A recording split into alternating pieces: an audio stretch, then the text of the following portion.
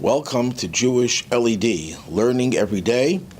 Since this is Friday, it'll be for today, Friday, March 19th, the 6th of Nisan, as well as for tomorrow, Shabbat, March 20th, the 7th of Nisan. The Torah, in discussing the different offerings that a person would bring for different sins, talks about a person who makes a vow that he doesn't know that something occurred, he's not a witness to it, and it turns out it was a false vow, so he has to bring an atonement. Well, the way the Torah introduces this, it says if a soul will sin, and the Zohar says that this is a little bit problematic. A soul will sin should be followed by a question mark, the Zohar says. A soul will sin? How is that possible? How could a soul sin? What is exactly the meaning of all this? And what does it have to do with the idea of accepting an oath and he is a witness by seeing or knowing?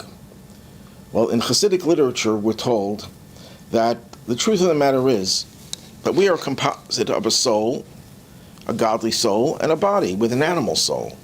The godly soul is not capable of sinning. So how do we ascribe a sin to the soul? Even an unintentional sin couldn't apply to the soul because it is totally in touch with and subordinate to God. And the answer is that besides the soul that we possess, we also have an animal soul, we have a body that has its own interests, its own agenda.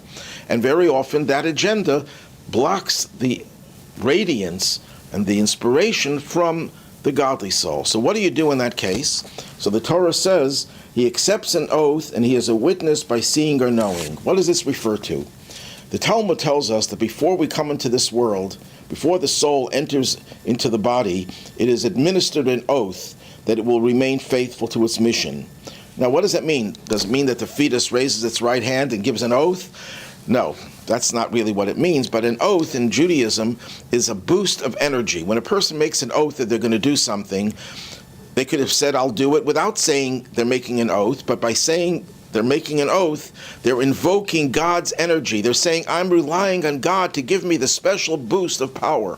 When a person humbly says to God, God, I have a struggle here, and I'm doing poorly in this struggle. I need something to boost my godly soul to overcome the animal soul. Then God gives us that extra boost that he administered to us before we were born. Now for the Shabbos message. God told Moses that if a robber wishes to atone for his sin by offering up a guilt offering, he must first return the article that he had robbed. What is the message to us? Most of us are not robbers. Most of us are not going to need this for their own atonement. But in a certain sense, we're taught every time we do something contrary to God's will, we are in effect robbers. Let me explain. God created us with a mission.